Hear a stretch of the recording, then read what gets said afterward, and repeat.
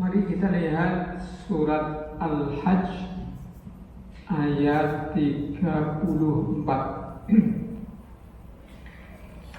A'udzu billahi minasy syaithanir rajim. A'udzu billahi minasy syaithanir rajim. Wa likulli ummatin ja'alna mansakan liyadhkuru ismallah wa likulli ummatin ja'alna mansakan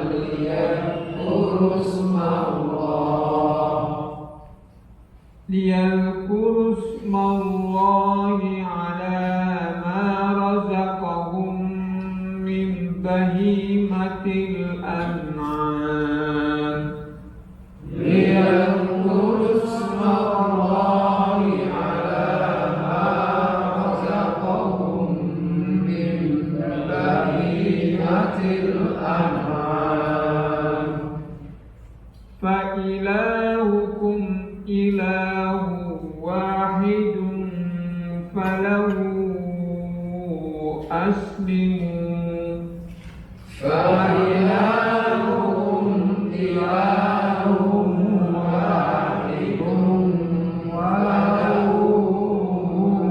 أسلموا وبشر المخبتين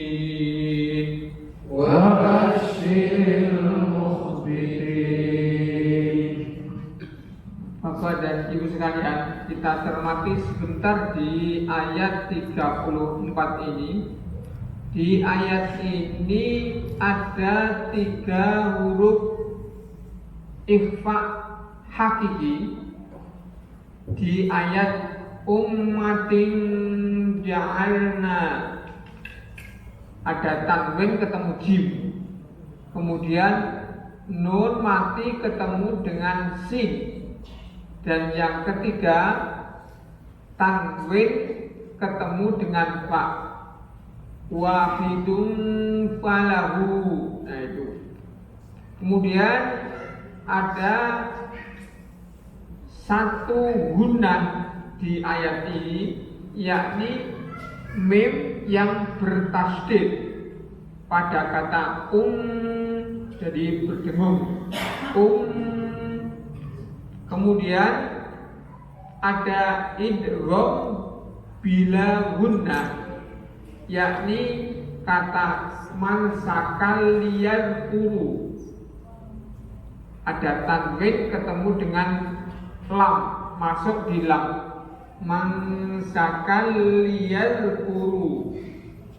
Kemudian ada idgham bi gunnah, satu idgham bi gunnah pada kata ilahun wahidun, masuk di wawu, ilahu wahid. Kemudian satu yakni iklab di kata mim bahimatil an'am, tanwin ketemu dengan ba, mim bahimatil an'am. Coba kita baca sekali lagi.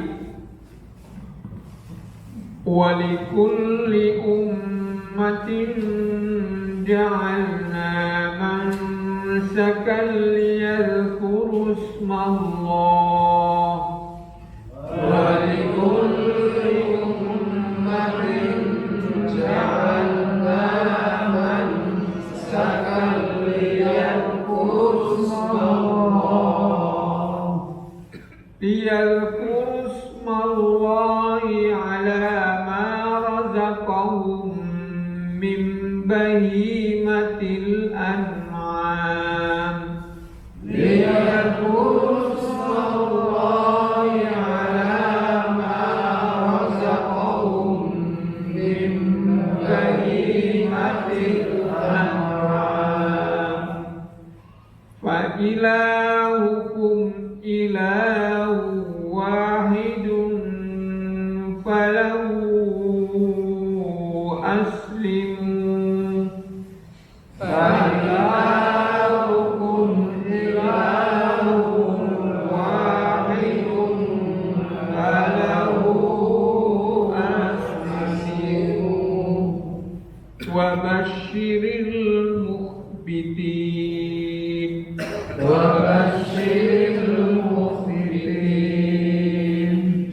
Walikulli ummatin, dan bagi setiap umat, Walikulli ummatin, dan bagi setiap umat, ja'alna telah kami jadikan, mansakan syariat, lihat kurus nallahi, agar mereka menyebut nama Allah, agar mereka menyebut nama Allah, ala ma razaqahum, atas apa yang dia rezekikan kepada mereka, atas apa yang dia rezekikan kepada mereka, min bahimatil an'am, dari hewan ternak, dari hewan ternak. Fa'ilahukum, maka Tuhan kalian, ilahu wahidun, Tuhan yang satu,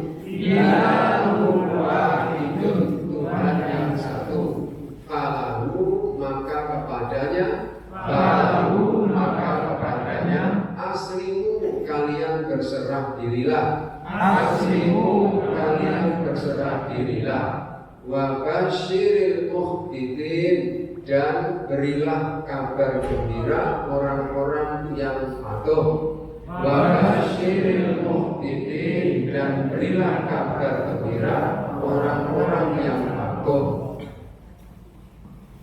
Dan bagi setiap umat telah kami syariatkan penyembelihan kurban, agar mereka menyebut nama Allah atas rezeki yang dikaruniakan Allah kepada mereka berupa hewan ternak. Maka Tuhanmu ialah Tuhan yang Maha Esa, karena itu berserah dirilah kamu kepadanya, dan sampaikanlah, hei Muhammad, beri kabar gembira kepada orang-orang yang tunduk patuh kepada Allah. Ya, ini masih kelanjutan dari ayat-ayat sebelumnya. Di ayat ini Allah hendak menerangkan bahwa umat-umat terdahulu juga mempunyai syariat yang hampir sama. Ya, hanya tata caranya saja mungkin berbeda. Ada ketentuan-ketentuan yang sedikit berbeda dengan umat ini, umatnya Nabi Muhammad SAW. Dan semuanya, jadi berkorban di masa-masa dahulu itu juga, itu Allah juga memerintahkan kepada mereka untuk ketika akan menyembelih hewan korban, hewan ternak itu, ya, misalnya mulai dari zamannya Nabi Adam, ya, ada saat Nabi Adam menerima syariat, di antaranya adalah itu kisah populer yang diterangkan di dalam surah Al-Maidah, yang ini, yang siapa? Qabil sama Habil. Al-Maidah ayat kita tengok. Ya, itu juga sebenarnya berkorban, ya, berkorban. Hanya saja korbannya masih diberi keleluasaan, yakni sesuatu yang dianggap yang paling disayangi dan sesuai dengan kemampuan masing-masing. Sehingga Habil itu berkorban dengan hewan ternak yang paling disayangi, yaitu domba. Ya. Sedangkan Qabil itu berkorban dengan yang dimiliki pertanian, ya, buah hasil pertaniannya, hasil perkebunannya. Tapi bedanya yang Habil itu berkorban dengan setulus hati, sehingga yang dikorbankan adalah yang paling disayangi, yang paling dicintai. Sedangkan Qabil yang dikorbankan justru sing yang tidak kanggo lah, karena begitu sing elek dhewe, sing paling tidak disukai, sing gosok-gosok. Dan dulu untuk mengetahui korban itu diterima atau tidak itu mudah. Ya, di suatu hadis disebutkan dahulu kalau Allah menerima korban seseorang itu maka disambar oleh api dari langit. Maka yang disambar oleh api dari langit itu adalah korbannya Habil, itu merupakan yang berupa domba tadi itu. Disambar tapi tidak kemudian mati, tapi justru disambar dan dipelihara, digembalakan di surga. Lalu baru diturunkan kembali di masa Nabi Ibrahim alaihissalam. Ceritanya begitu.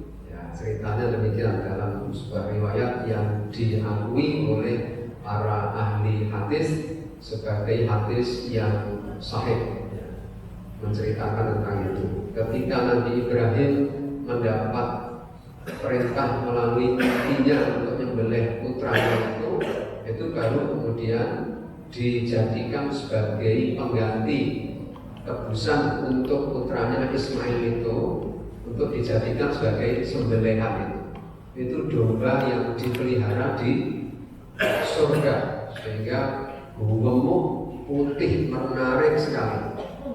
Pokoknya membuat, termasuk Nabi Ibrahim ya, dan Nabi Ismail juga begitu diseru, "Hei Ibrahim, kamu telah membenarkan mimpimu itu." Ya. Begitu mendengar suara itu, tengok ke belakang, ke arah suara itu, ternyata di belakang itu ada domba tadi itu. Itu diceritakan agak bengong sebentar karena melihat sedemikian mempesonanya si domba ini, ya. Besar, gemuk besar, tapi besar bukan gemuk yang jelek itu, ya. Tapi kelihatan keker gitu. Seperti kira-kira kalau domba sekarang seperti domba apa nih, pusing bagus nih, dorper. Nah, nanti soal domba dorper mahal itu, satu ekor 35 juta, tapi sekarang sudah turun jadi 25 juta. Wonten mriki, wonten kanthi luwih. Badal, arah badal itu. Besok. Lalu sinten niku barokah ham. Ya, peternakan barokah. Seorang dokter umum tapi menggeluti peternakan. Bagus-bagus. Jadi Bapak Ibu kalau sempat coba kalau rekreasi ke tempat-tempat seperti itu, menarik. Baik. Jadi semuanya ada syariat berkorban itu ada, termasuk umatnya ini. Maka ketika menyembelih sebutlah nama Allah ini. Bismillah kita. Ala ma razaqakum min bahimatil an'am. Fa ilahukum ilahu wahid. Falahu aslimu, artinya di sini adalah kerjakanlah itu, berkorban itu betul-betul karena ibadah kepada Allah semata. Ya, tulus ikhlas, bukan untuk riya, bukan untuk bangga-bangganan, bukan untuk jor-joran dan lain sebagainya. Wa basyiril mukhbitin, dan berilah berita gembira. Sampaikanlah berita gembira kepada orang-orang yang patuh, yang tunduk patuh. Ya, di dalam sebuah hadis Imam Ahmad meriwayatkan dari Zaid ibnu Arqam yang mengatakan bahwa ia pernah bertanya, atau mereka para sahabat pernah bertanya kepada Rasulullah, "Wahai Rasulullah, apakah yang dimaksud dengan hewan-hewan korban ini?" Rasulullah SAW menjawab, "Ini adalah sunnah bapak moyang kalian, yaitu Nabi Ibrahim." Mereka bertanya, "Lalu apakah yang kami peroleh darinya?" Rasulullah SAW menjawab, pada setiap helai bulunya, yakni bulu onta itu terdapat satu pahala kebaikan. Mereka bertanya lagi, bagaimanakah dengan bulu dombanya? Rasulullah SAW menjawab, pada setiap helai bulu wolnya, maksudnya bulu domba itu terdapat satu pahala kebaikan. Artinya pahalanya luar biasa banyaknya, berlipat-lipat. Karena setiap bulunya itu, jadi rambut hewan sembelihan kita itu nanti akan menjelma menjadi kebaikan-kebaikan di alam akhirat.